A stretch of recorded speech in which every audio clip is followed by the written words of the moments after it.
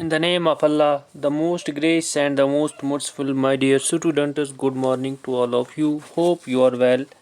Subject English, class 6th, topic the Kashmiri shawl.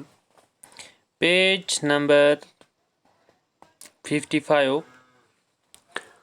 تو پیارے بچوں، کل کے سبق میں ہم نے اس شال کے بارے میں یہ پڑھا کہ ایک اس کے ڈیزائن میں کے بارے میں ہم نے پڑھا کہ جو اس کا ڈیزائن ہے یہ کشمیر کی جو قدرتی یہ مناظر ہیں ان سے ملتا جلتا ہے، اور اس کے ساتھ ساتھ ہم نے یہ بھی پڑھا کہ اس میں ایک شال ایسی ہوتی ہے جو کہ ایک رنگ یعنی ایک دائرے میں سے ہم اس کو پاس کر سکتے ہیں. تو اس کا ڈیزائن کیسا ہوتا ہے تو اس بارے میں ہم نے پڑھا. تو آج اس سے آگے ہم پڑھنے جا رہے ہیں. یہ آپ کو جو دوسرا پیرا دکھ رہا ہے یہاں سے آج ہم نے پڑھنا ہے. The price of a pashmina shawl varies from thousands of rupees to lakhs of rupees depending on the craftsmanship and the time taken in its making. تو پیارے بچوں، یہ جو اس کی پشمینہ کی قیمت ہوتی ہے یہ ہزاروں سے لے کر لاکھوں تک ہوتی ہے. ہزاروں سے لے کر لاکھوں تک ہوتی ہے. Depends on the craftsmanship and time taken on its making.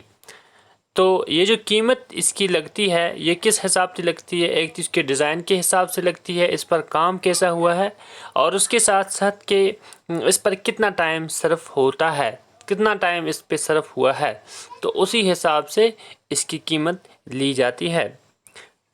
The credit for starting the shawl industry goes to Zainul Abidin, properly known as Badshah. The credit for starting the shawl industry goes to Sultan Abidin, properly known as Badshah. تو جو اس کا سہرا ہے یعنی اس کا جو credit ہے اس industry کا، یہ شال بنانے کا، یہ کس کو جاتا ہے؟ یہ براہ راست زین العابدین، اور جس کو بادشاہ کے نام سے جانا جاتا ہے، یہ سہرا انہی کے سر یہ چڑھتا ہے. According to Karl van Hagel, who visited in Kashmir 1836, the Sultan summoned in the 15th century a highly skilled weaver Nagaz Beg from Turkestan to build a loom for weaving shawls. تو کیا ہوتا ہے پیارے بچوں؟ تو جو شال بنانے کی صنعت کو شروع کرنے کا جو سہرا ہے یہ اب کن کے سر چڑھتا ہے؟ یہ سلطان زین العابدین کو ملتا ہے. سلطان نے 15ویں صدی میں ایک بہت ہی بڑھیا اور ماہر جولا ہے جس کا نام نغرز بیگ تھا کو ترکستان سے منگوایا تھا کہ وہ شال بنانے کے لیے ایک کھڈی بنائے. شال بنانے کے لیے ایک وہ کھڈی بنائے. The Mughals recognized the industry. Akbar and his successors wore shawls of Kashmir. تو مغل حکمران نے اس صنعت کو فروغ دیا. اکبر اور اس کے جانشین کشمیری شال پہنا کرتے تھے. جو اکبر بادشاہ تھا اور وہ اس کے جانشین جو اس کے ماننے والے تھے وہ یہ کشمیری شال کو پہنا کرتے تھے. کشمیری شال کو وہ پہنا کرتے تھے.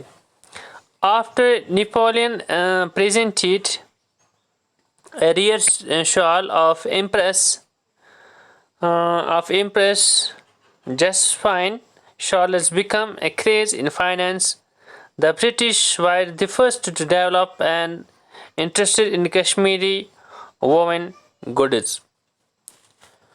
مہارتی جو فیزن کو نیپولین نے ایک شال بطور عطیہ دیا، اس کے بعد شال استعمال کرنے کا فرانس میں پاگل پن سا ہو گیا.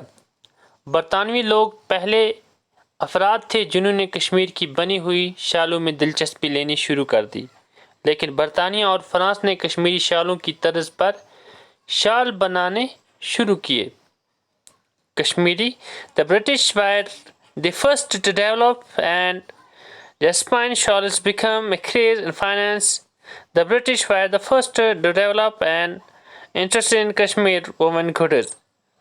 Both Britain and France sought to manufacture and copy Kashmiri shawls, but they followed a technique more in keeping with the European tradition.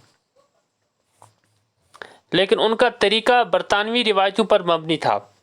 انہوں نے اس کی نقل کرنے کی کوشش کی، لیکن جو ان کا طریقہ تھا یہ بنانے کا، وہ کس طرز پہ تھا؟ وہ تھا برطانوی طرز پہ، یورپین طرز پہ تھا. The European shawls were steamed which weakened the shawl and thus the beauty was marred. Europe میں بنے شال لمبائی میں چوڑے ہوتے تھے اور جن کے تانے اور بانے آپس میں بنے تھے.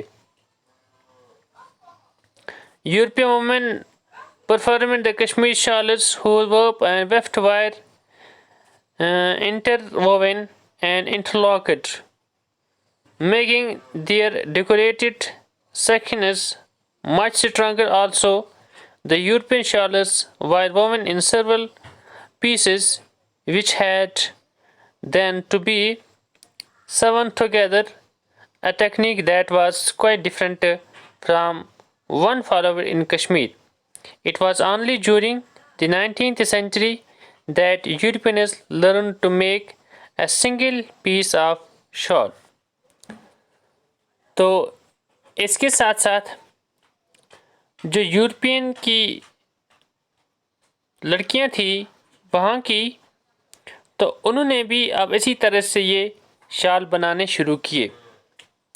لیکن جو کشمیری شال تھے وہ ان کی برابری نہ کر سکے. کشمیری شالوں کو شادیوں کے موقع پر بھی تحفے کے طور پر جیسے کہ استعمال کیا جاتا ہے، دلہن کے چہرے پر بھی ڈالا جاتا ہے.